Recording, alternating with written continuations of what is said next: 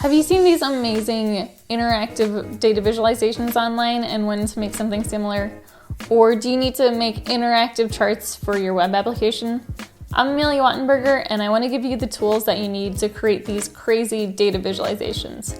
D3JS is the de facto way to make these kinds of custom data visualizations, but it's notoriously tricky to learn.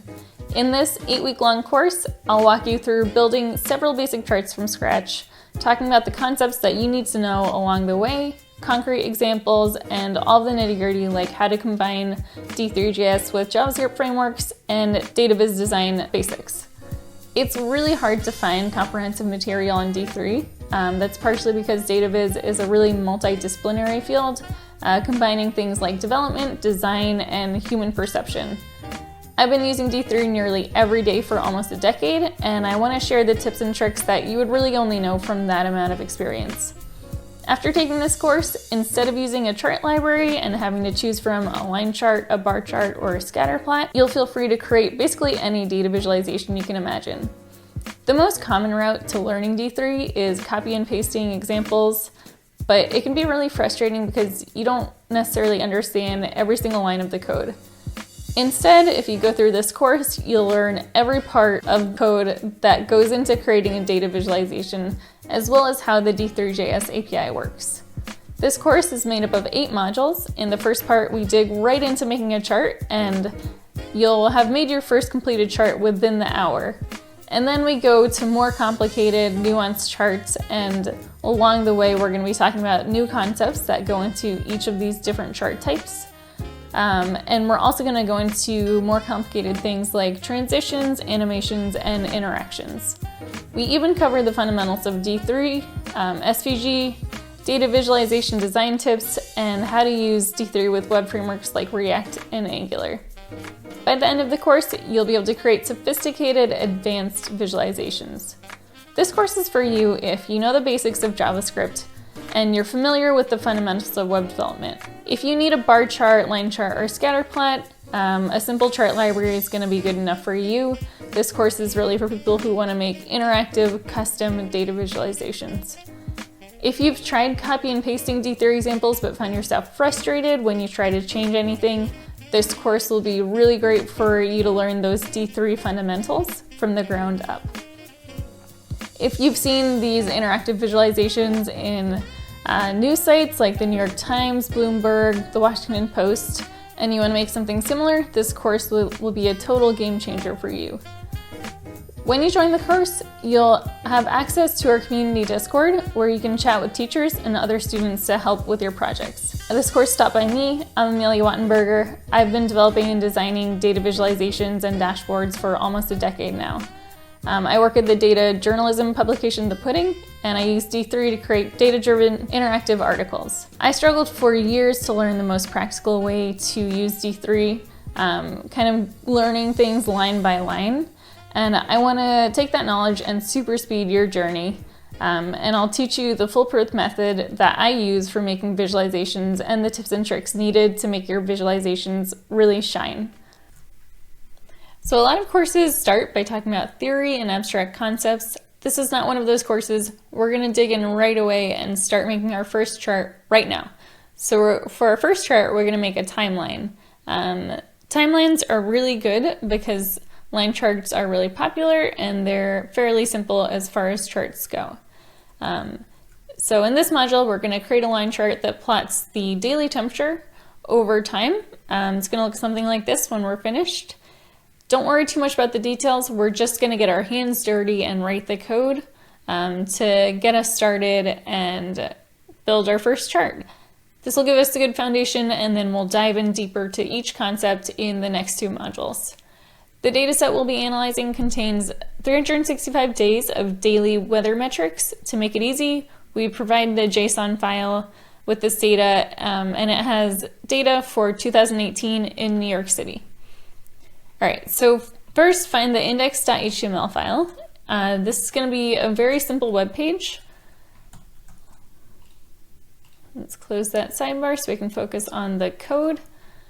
And you can see in here, really simple, we have a title, we have the body, we have a div with an ID of wrapper. and we'll see why later. And we're also importing this chart.js file.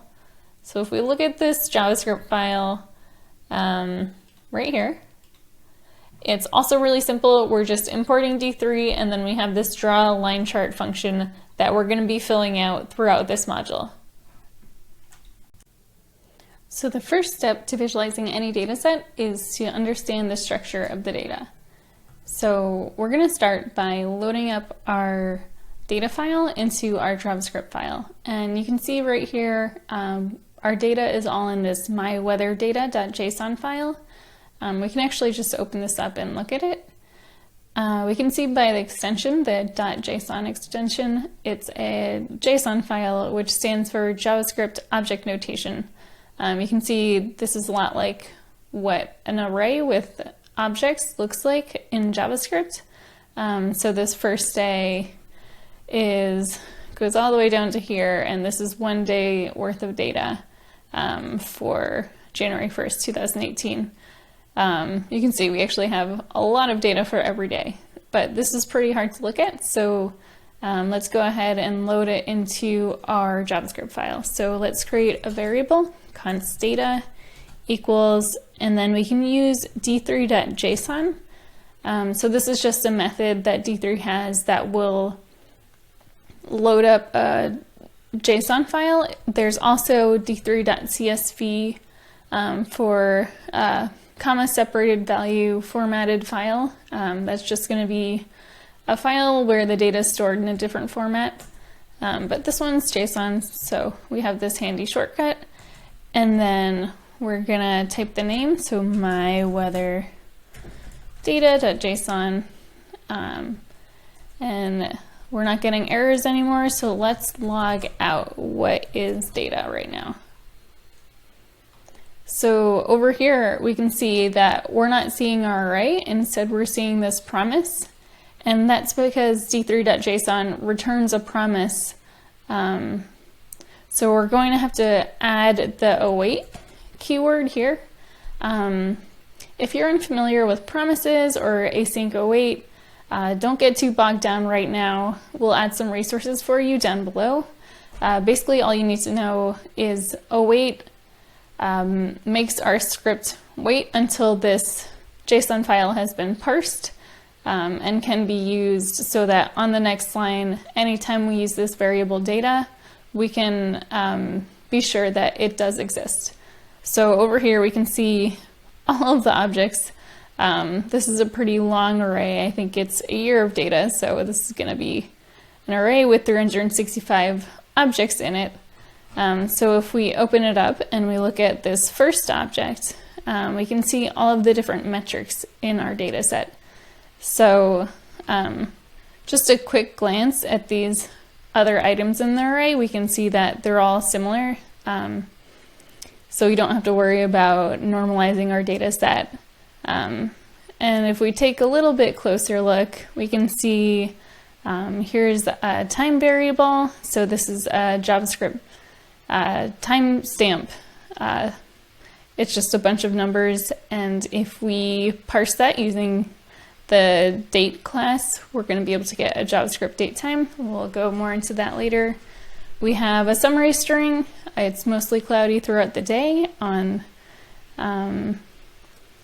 this day, whichever it is. And then we can also see the Dark Sky API has an icon metric, probably for their own internal purposes for visualizing each day. They probably have an icon set. So they have this partly cloudy day icon. Probably won't be of much use to us. There's all these different times. So we have sunrise time, sunset time, the temperature high time, all of these different times, and we can see there are all these timestamp numbers. But there are a few interesting metrics in here, like moon phase. So we're most of the way through almost to a full moon, I'm assuming. Precipitation intensity, the probability of precipitation, so 0% chance that it will rain, and that is very not intense. Temperature low, dew point, humidity, there's a lot of good stuff in here. And then down here we can also see that the date is stored as a string. So instead of one of these timestamps, we have year-month-day. So this is January 15th, 2018. D3 has some methods for parsing something like this. We'll just have to tell it what is the format that we're putting in, and we'll go into that a little bit more later. So I'd encourage you to just spend a few minutes just going through one of these objects and kind of familiarize yourself with what's here, and maybe write down a few questions of predictions that you might make, like precipitation intensity will always be 0 if the probability is 0, or the temperature high correlates with the temperature low. Maybe some more interesting things like maybe does humidity correlate with pressure? So if you write down a few questions that you have now, we'll have a chance to dig more into them a little bit later. In this lesson, we're going to be making a timeline with the maximum temperature per day over time. And this is going to have two axes. The first axis is the y-axis, which is vertical, and that's going to show the maximum temperature per day. So a hotter temperature will be further up the page. And the other dimension is the x-axis, which is horizontal, and that's going to be showing the day of each data point. So a day in October is going to be further to the right than a day in April. So before we dig in to drawing anything to the screen, I want to introduce to you a concept that I didn't use at the beginning when I was first learning D3, but I use pretty much all the time now, and we'll talk about why it's so important to me at the end of this video. And that concept is accessor functions. So an accessor function is a function that takes a data point, so in this case it would be a day's worth of data, and it returns the value for a specific dimension. So the x accessor function will take in a data point and it'll return the number of pixels to the right. So let's dive in. So we can see here we're logging out our data set over here. So first we're going to create the y-accessor function. So let's just do const y-accessor equals, and another convention you'll see a lot in D3 code is just using the letter D to stand for data point. There's a lot of times where you'll have pretty short functions that take a data point and need to return something. So this is something that kind of helps keep your code concise. So once we have this D data point, let's look at one of our days of data, and we want to plot the maximum temperature. So here we go. So this temperature max key is what we want to return. So we're grabbing that data point and returning temperature max. So let's just log that out real quick. So we're going to do y-accessor, and this is going to take one data point. So we're going to grab the first data point from our data array.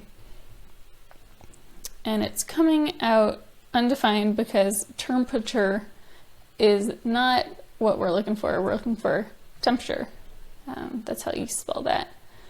And here we can see the temperature maximum for our first day is around 18.4 degrees. Awesome, pretty easy. Let's move on. Let's make an accessor for our x dimension. So this is going to be x accessor. And then we want to grab the date because our x-axis is going to show the date. So let's open up one of these objects again. And we can see all the way down here, we're looking at a date. So date is going to be the string for that. And let's just grab this console log statement and turn this into our x accessor. And we can see it's returning our date, but here's one thing we're going to run into is our date is a string, and if we're a computer, it's not going to be clear to us, how far apart is 2018 1-1 from 2018 2-1 or 2018 10-10, especially since, dates can be encoded with month before day or day before month. We're just going to want to turn that into something called a JavaScript date time object. So luckily, D3 has a method for this, so we're gonna make, let's just call it a parse date function, and then we're gonna use d3.timeParse. This is a method that will return a function, and then all we need to do is specify the format of the string that we want to parse into a JavaScript datetime. So we're looking at it here, and the first component in this string is the year. So every component in this format string is going to be preceded by a percentage sign. So it's year hyphen, and then we want percentage sign and the month, and then percentage sign and the day. And so this parse date function is going to return a function that will parse any date of this format into a JavaScript datetime. So let's look at what that might do. So let's wrap our date string with that. So whenever we use xSuccessor, it'll parse that date string.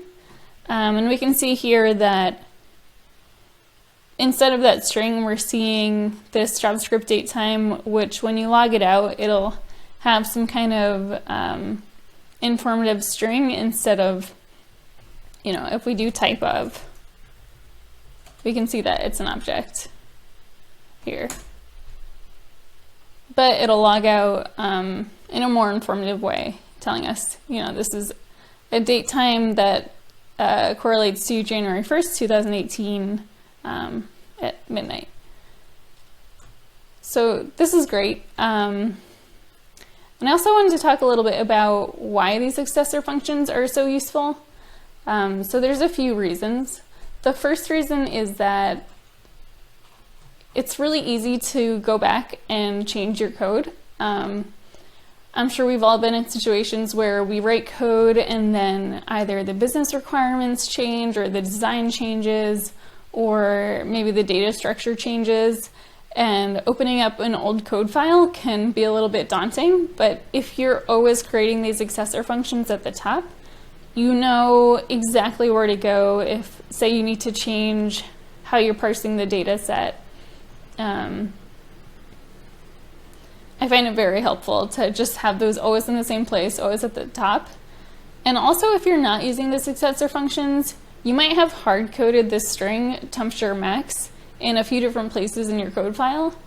And to change that, you would have to go in and change every single instance. And it sounds pretty easy, but sometimes these successor functions can be a little bit more work, like we saw for the X dimension. The second reason is for documentation. So again, if you're opening up an old code file, right at the top, you get a reminder of, oh, for our X dimension, we're looking at the date, or for a Y dimension, we're looking at the maximum temperature, and also a little bit of a reminder of how the data is structured.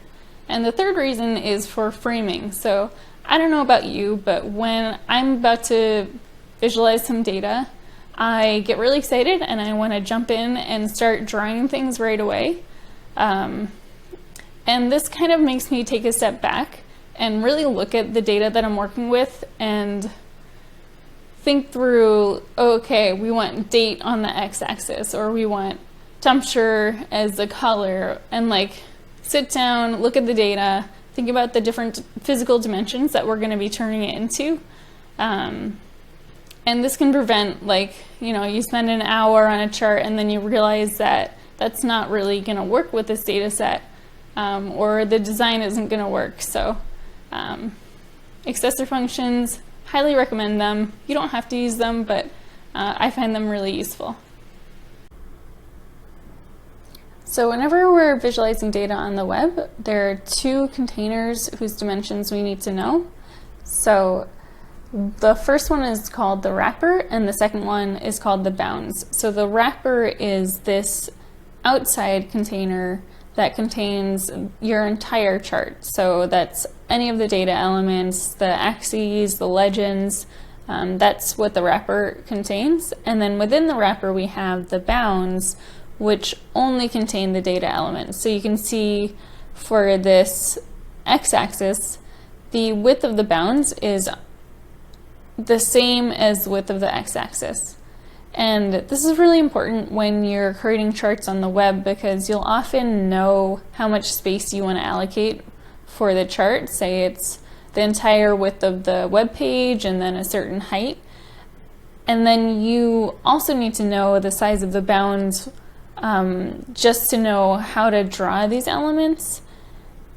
But you also want to make space for the axes and the legends and anything else that you'll need within your chart. So let's look at what this looks like in practice.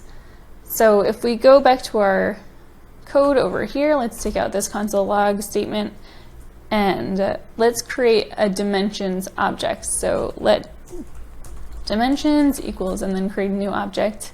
I like to call it dimensions. Sometimes I'll shorten it to DMS because dimensions is a very long word. And as you can see, referring to items within dimensions can get a little verbose.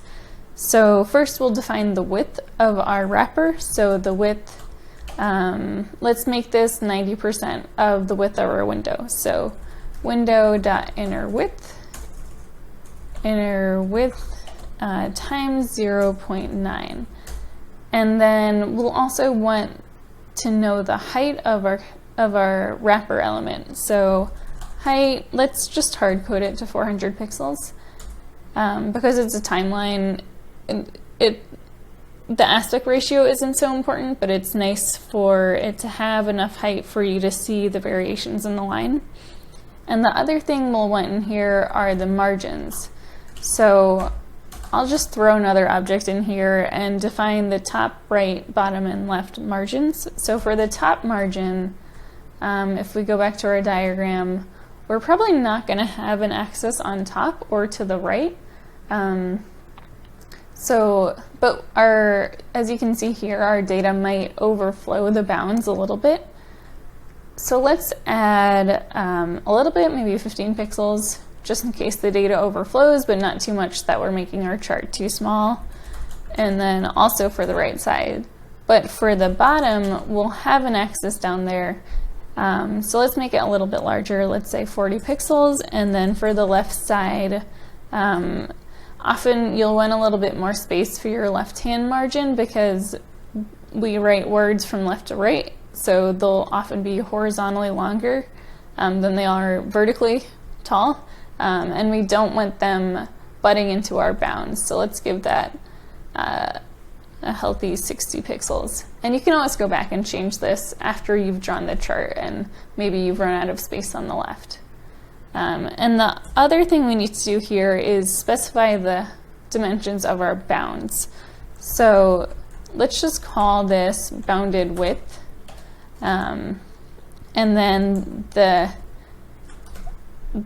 width of the bounds, if we look back at our diagram, it's going to be the same as the width of the wrapper minus the horizontal margins. So we're going to subtract minus dimensions dot margins dot left, and also minus the dimensions dot margins dot right. And then we'll also want to do this for the height of our bounds. This will help with defining the height of our y-axis. So we're going to grab the height and subtract the vertical margins, so the top and the bottom. And if we log this out and pull up our console, we'll see that for our dimensions object, we have the width and the height. The width is 90% of the width of this, so it's probably around 520 pixels wide. Static height, we have all of our margins here, and then the width and the height of the bounds. And as we can see, the width of the bounds is a little bit smaller and the height of the bounds is also a little bit smaller.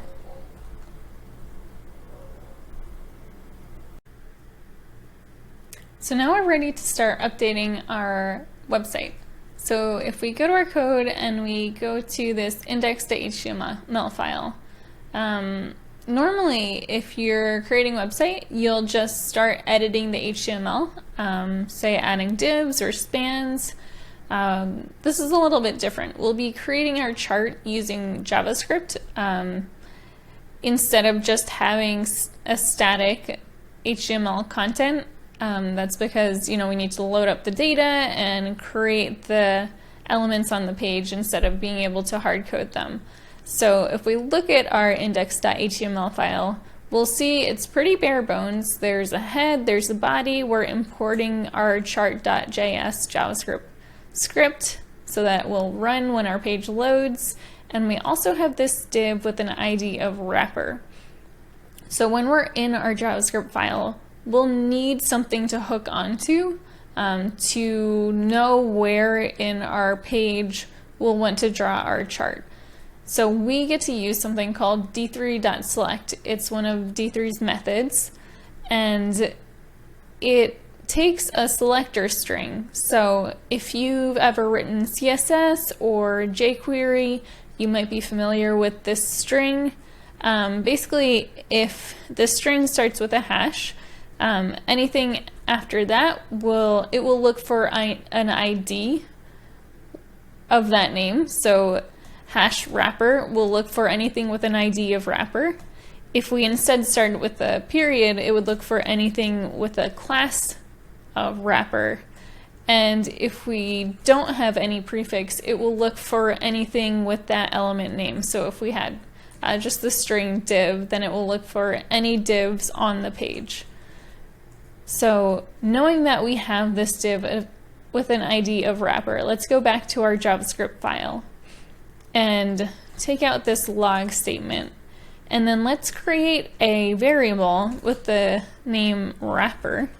And then use d3.select and pass in this string of our wrapper element. So that's a hash because it's an ID, and then wrapper. So let's log out. What are we getting here? So over here we can see this is a D3 selection object, and you'll become pretty familiar with these. It's a pretty core part of the D3 library. So this object will have a groups array that includes the element that you're targeting. So this is that wrapper element that we're looking for. And then it will also have a parents array that has all the parents of these targeted elements. This is an extension of the native object. So there are a bunch of different methods that we'll be able to use, and we'll go into in a little bit more depth, but what's important here is that you're seeing the element that you're trying to target here. So now let's start changing our web page. So if we go to our JavaScript code, we have this wrapper D3 selection object that we can now manipulate. So let's create a new variable SVG and then grab our wrapper object and append a new element. And append is going to take the name of the element. So if you wanted to create a div, you would write div, but we want an SVG element. So let's add SVG as a string. And then let's actually log that out. And this looks very similar. You can see that append is returning this new element. So if we open up groups, there's that SVG element. And the Code Sandbox console simulator doesn't do this, but one thing I like about the Chrome DevTools is when you log out an element on the page to the console, if we open this up, this is the same thing as over here, but when we open up this object and we hover that SVG element, it will highlight where it is on the page and show you how big it is. So we can see that our new SVG element is 300 pixels wide by about 150 pixels tall. And this is the default, at least in Chrome. It might vary from browser to browser, but that's not how big we want our chart to be. So let's update that. So this SVG element, the D3 selection object, also has a method called attr, which stands for attribute, and this will help us update or replace an attribute of our target element. So let's update the width and send in dimensions.width, and let's also change the height since we have that, and send in dimensions.height. So now once we log out that SVG and we reopen our DevTools, once we hover it, we'll be able to see that it's updated to match the height and width within our dimensions. So if we open this up and hover over this SVG, it is too big to even look at. Oh my goodness. We can't see it, but if we were to see that size, the dimensions and the tooltip down there, it would hopefully be whatever the width is, and then 400 pixels tall. And we can see it's a much different size than it was before. Another thing we can do here is, we're not really going to be doing anything with this SVG element, so let's go ahead and take this out and just use this wrapper variable. Since the SVG is essentially our entire wrapper container, because it's the dimensions of our wrapper. And another thing to note here is this is kind of the classical way to use D3 is you'll often see that there are 2 spaces before anything that creates a new element, and then 4 spaces before any method that updates that element. So something like attribute will be updating the element, so it'll be indented a little bit further, and this just helps clean up the code and make it a little bit more scannable. And the other thing I want you to notice here is that one of the beauties of D3 is that you can chain these methods. So instead of having to write wrapper.attribute and wrapper.attribute for multiple lines, you'll be able to just take out that variable name and chain any methods that you want to do to that same element. Just keeps your code a little bit cleaner. Alright, so we have our wrapper element in place, ready to go, and now if we look at our diagram again, we'll see that we also have this bounds container. So let's get that set and in place before we get further into this chart code. So let's create a new element called bounds, and we're gonna just append it to the wrapper. So append, and then append just takes the name of the element we want to add. And one thing to note here is that within an SVG element, everything inside of that has to be an SVG element. And this is a parallel but different world to HTML elements. So in a web page, you're probably most familiar with divs and spans and buttons, and none of those will show up if you put them within an SVG element.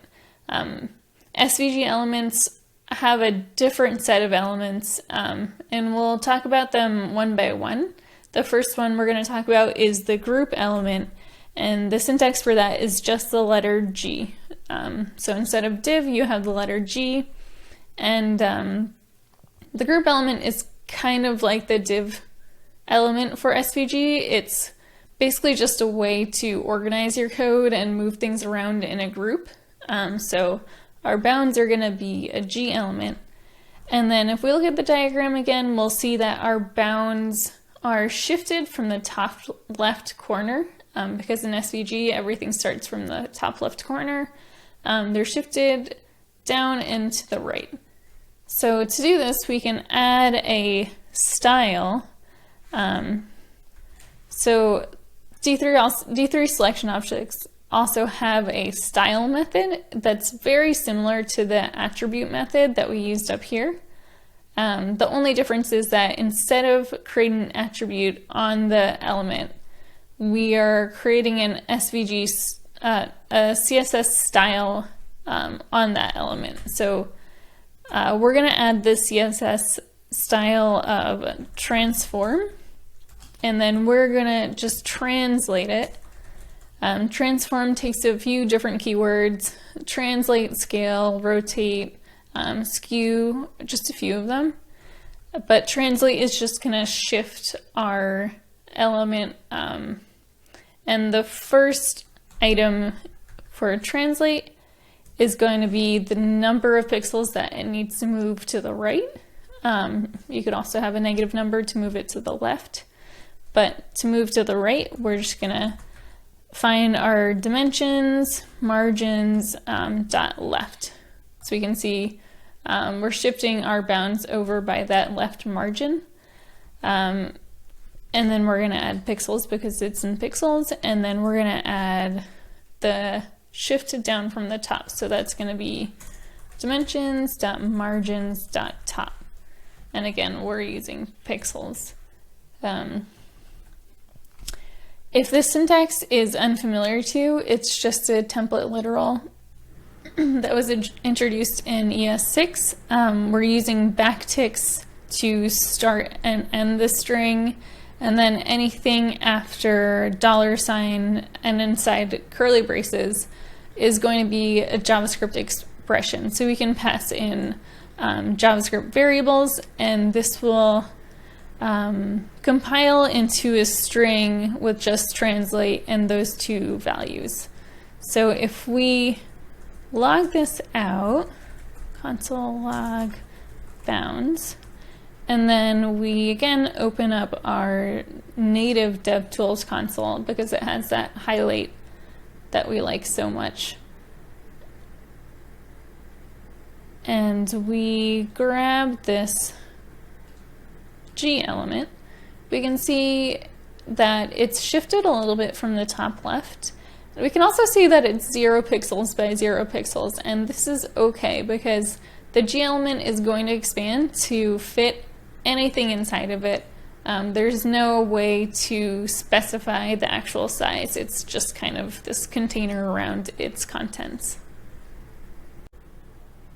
All right, so now that we have our wrapper and bounds in place, we can get back to the data. So if we look at our chart diagram again, remember that we're plotting each day's maximum temperature over time. So the y-axis is going to correspond to the maximum temperature for every single day. So this means we need to map between the temperature dimension and the pixel dimension. So if we have a specific temperature, we need to know how far from the top of this chart that temperature is going to be so that we can plot every one of these points. So in order to map between these two dimensions, we use something called a scale. So going back to our code, let's create a Y scale. And that's going to use this D3 scale linear method. So D3 has a few different types of scales. It has linear scales, log scales, time scales, step scales. There's about 10 different scale types at least. The one you'll use most often is the scale linear method, which just linearly maps between one dimension to another. And each of our scales is going to take 2 arguments to kind of define the spaces. So the domain defines the input space and the range defines the output space. So by that we mean for the domain we need to pass in the minimum and maximum temperature values that we want to be charting. We can just guess and say they're probably between 0 and 100. And then for the range, we want the output to be the number of pixels from the top of the chart.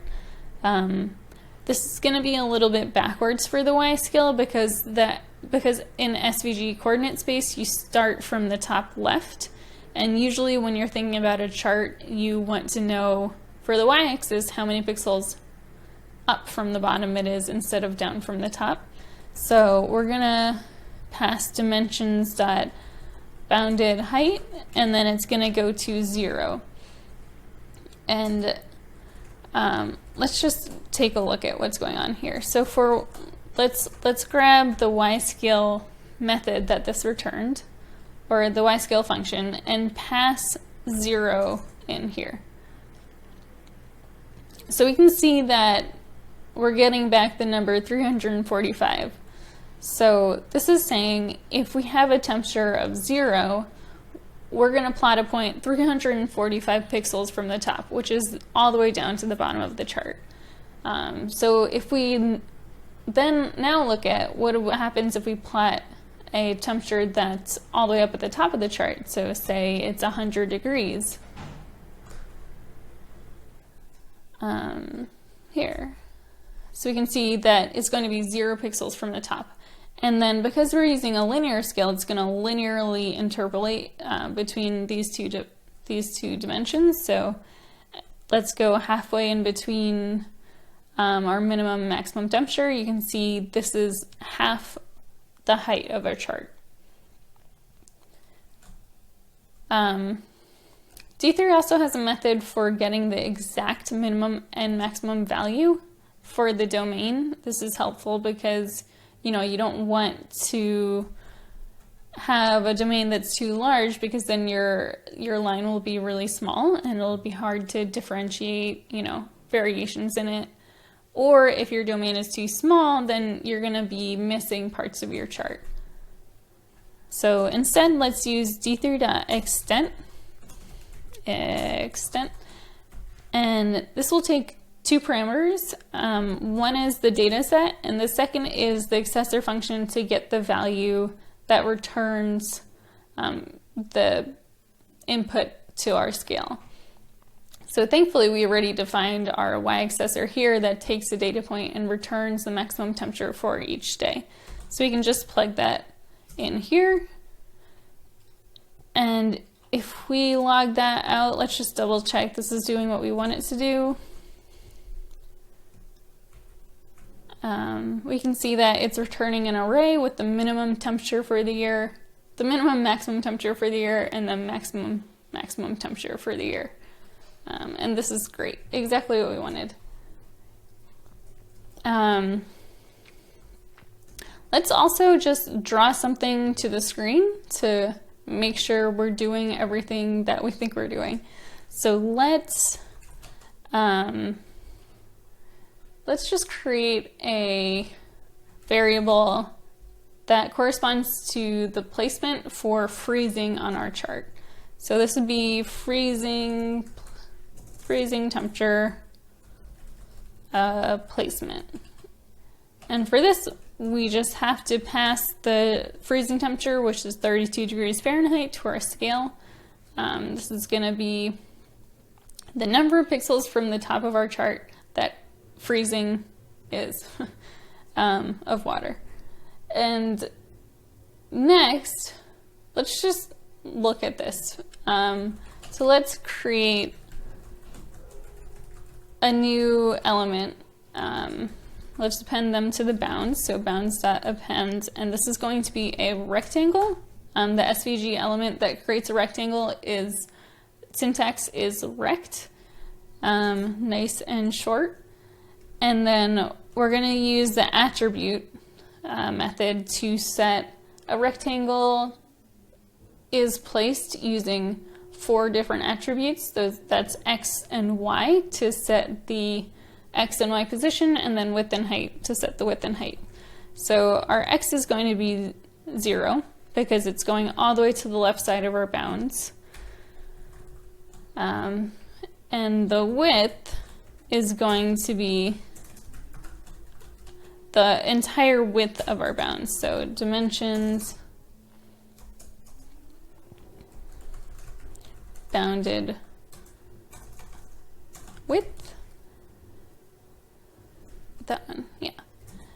And then Now we'll set the Y value, which is this freezing temperature placement, that many pixels down from the top. And then the height,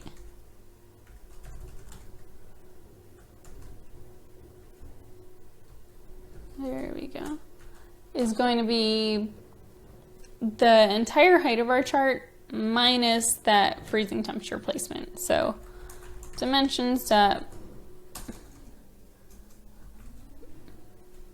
bounded height minus this freezing, this really long variable name. All right, so now we can see there's a rectangle on our web page. First thing we've drawn to the web page. This is very exciting. Let's kind of change it a little. Let's update the background color because black to me doesn't really denote freezing. So what background is to HTML elements, fill is to SVG elements, and let's just make, I have this hex code over here, F3, let's just make the fill that hex code, which feels a little bit frosty to me. So I think that was a great way to show, you know, this is how much of our y-axis is going to be beneath the freezing point. And if we go back to our diagram, we can see that this is already on here in this really light gray color. And to wrap up, let's create our other scale. So we'll also need an X scale, and this is not, we could use a linear scale here, but actually, since we're looking at dates, let's switch this to a time scale, which D3 has a few differences here. You're not going to see too much difference, but it changes how it represents these scales on the axes and some small things like this. So for this scale, we also want to give it the domain and range. And so for domain, we're going to get the extent of the X accessor values. So this is all of the dates. And then for the range, it's going to go from D0 to dimensions.bounded width.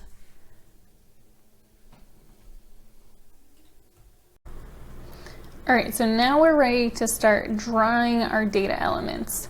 So let's go back to our code, and down here, we're gonna wanna create a path element.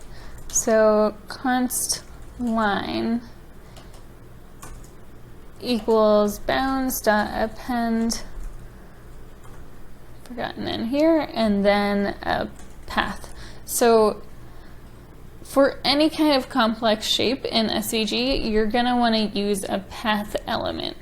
And for these path elements, these shapes are defined by a D, the letter attribute. So this is gonna look like ATDR, D.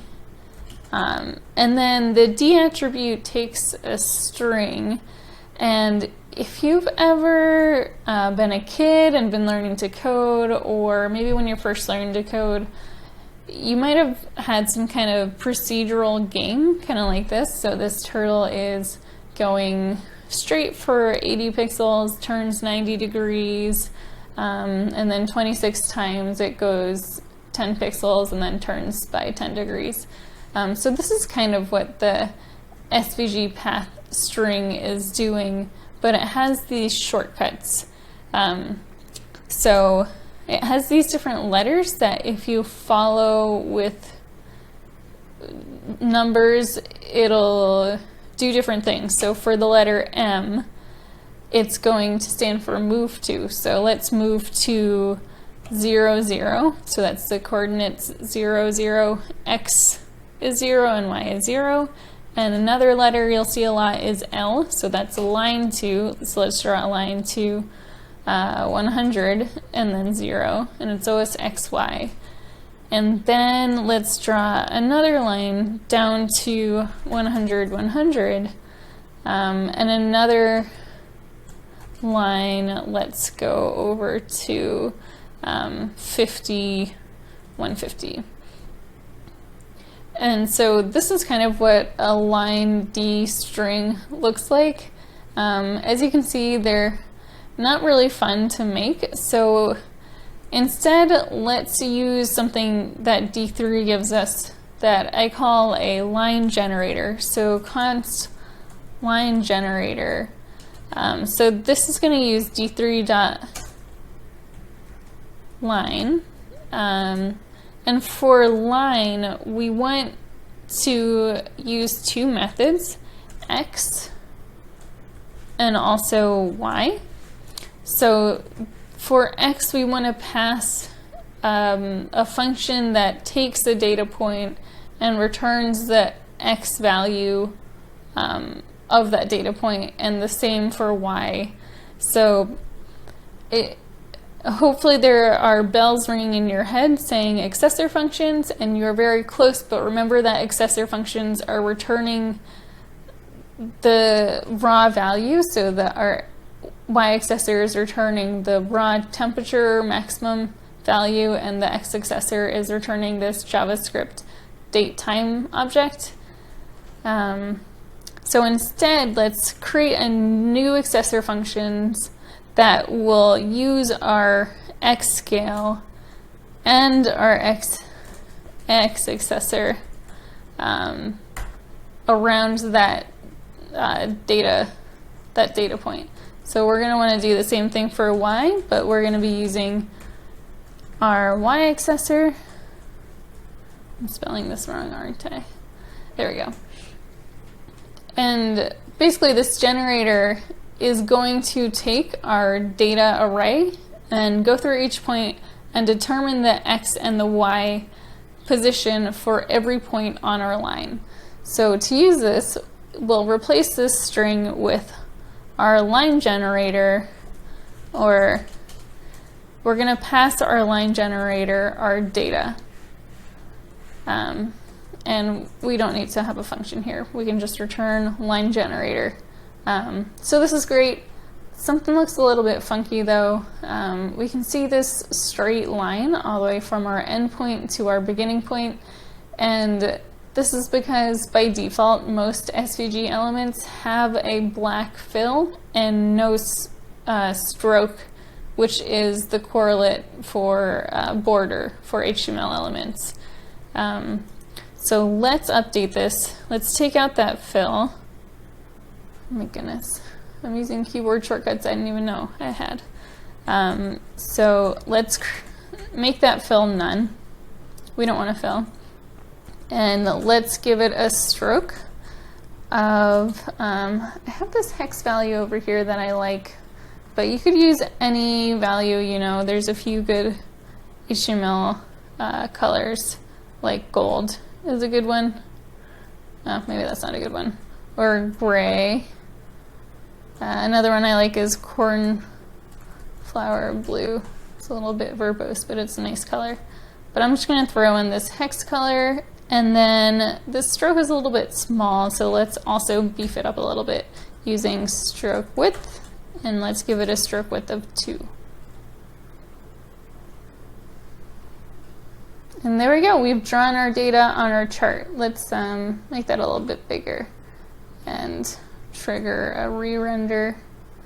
There we go, we can see that our maximum temperature, you know, this seems to be summer over here where we're probably up in the 80-90 degree range. Remember, this is New York City, so we also have winters where the maximum temperature even is below that freezing point. All right, so we're so close to having a finished chart. If we look at it, we can see there's just one thing missing, and that is the left and the bottom axes that say what different values are. If I just look at this, this could be charting anything, or these temperatures could be, you know, 50 to 70, who knows. So let's start by creating a y-axis. And this is going to be a lot like our line generator. So we're going to create a y-axis generator function, and this is going to use the D3 method axis left. So if we look at our diagram, we can see that our y-axis is going to be to the left of our chart. And D3 has 4 of these axis functions for all of the different sides of your chart. It could be top, right, bottom, or left. This just changes the orientation of everything within the axis. And our axis generator, all we need to do is pass the scale, y scale. So this is really handy because our scale already knows what is the domain, the input domain, and what is the output domain, and how large these domain and range dimensions need to be. So if we just pass it the scale, we have this y-axis generator. If we log this out, we're just going to see a function, and if we call it, it's going to complain because it expects something to be passed to it. So let's pass our, well, first let's create a new group element. So const y-axis equals, let's add that to our bounds.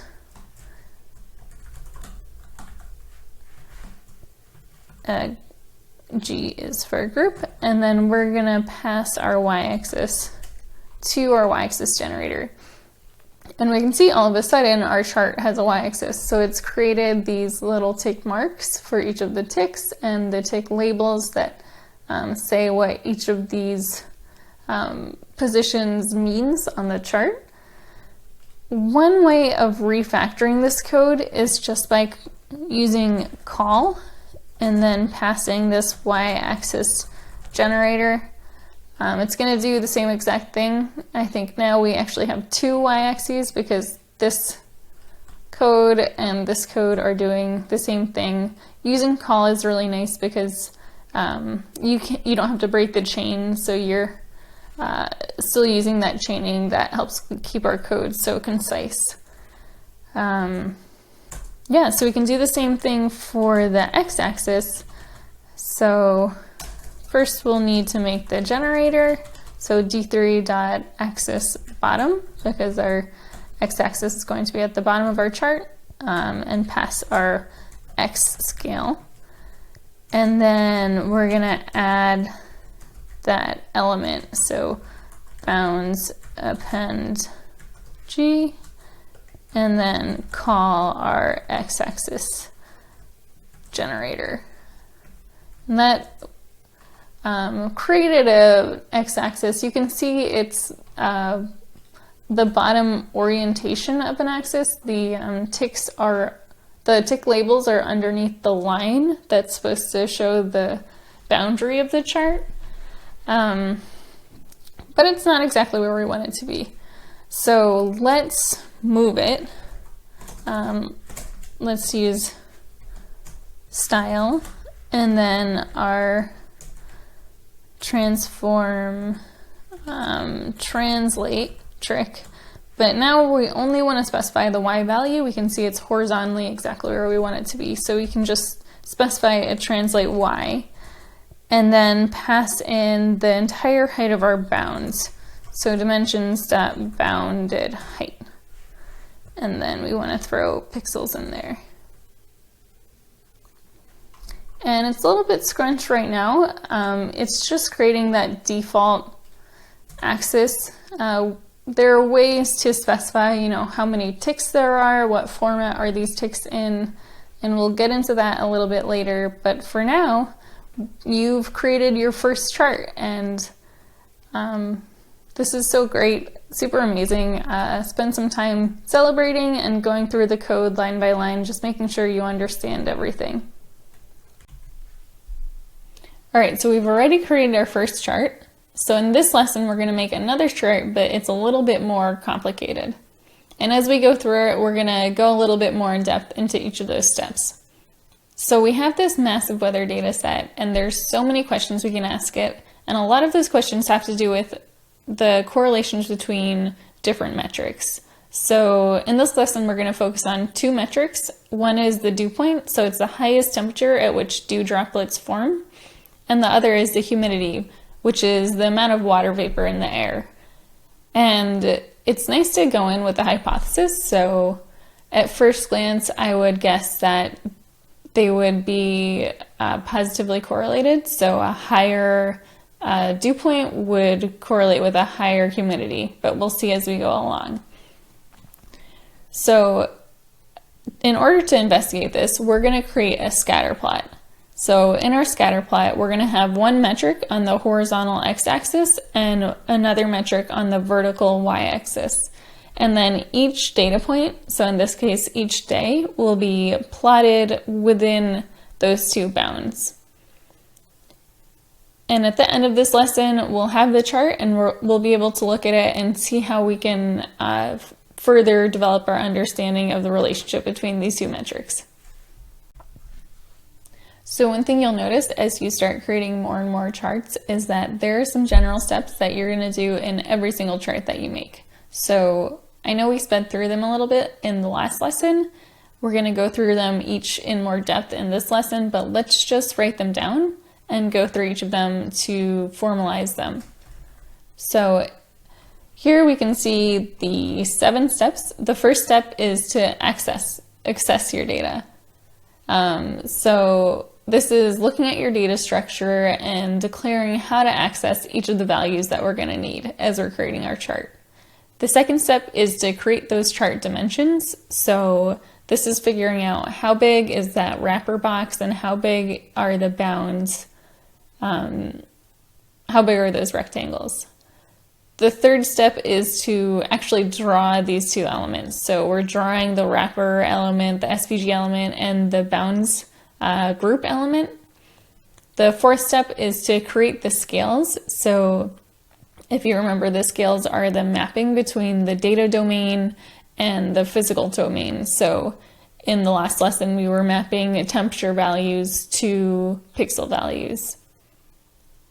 The next step is then to draw your data. So this is the really fun step. This is when you're turning your data into these physical attributes and then you get to look at them. The next step after that is drawing the peripherals. So these are axes, labels, legends, annotations, anything to help your user understand what these data elements are and what values they represent. And then the last step, which we're not going to get to in this lesson, but we will in a lesson coming up, is to set up interactions. So these are tooltips or anything as your user is interacting with your chart that helps them understand the underlying data.